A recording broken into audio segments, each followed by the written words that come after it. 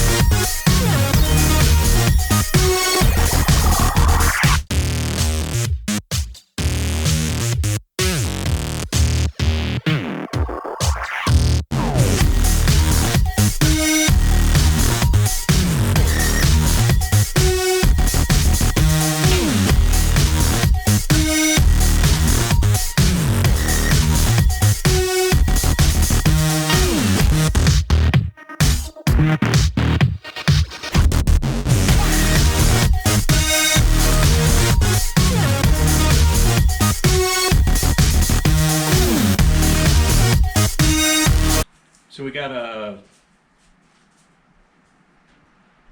kind of a makeshift frame table, but we were able to level the actual frame table, and then we've got the unit strut set up, so that's going to be where we set the frame rails from ground level. We're using the top of the frame table as ground level, and we're going to set the frame rails similar to what it's set on the original truck, and then use what we have here is jigs, so we can set everything up, get it level, get it square.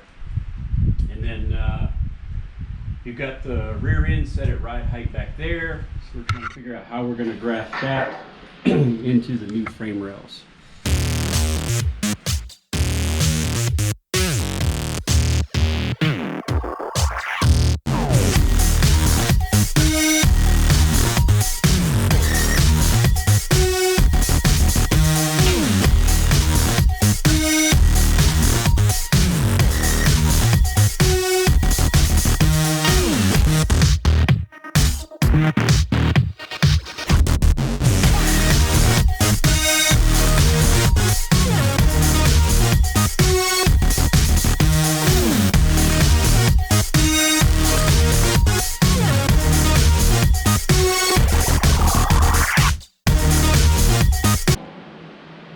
We got the Mustang IFS set to where it needs to be for ride height and leveled, and then we've got the frame rails set where they're going to be at ride height, and then we're going to end up scribing the ends of these and grafting them onto the front end of the carriage.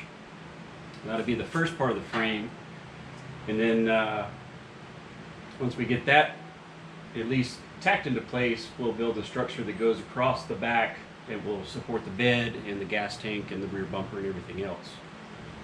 We already installed the RideTech coilover conversion mounts and the sway bar relocation brackets. So once we get the structure over the top of the cradle, we'll be able to mount these coilovers on there.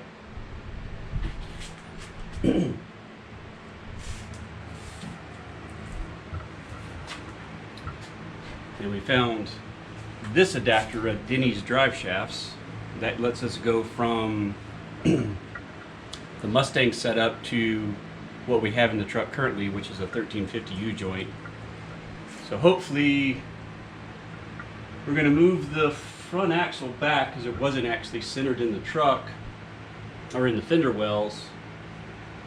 That'll push that forward. We're going to move the motor back a little bit more, so in the end we're hoping to still keep the same drive line.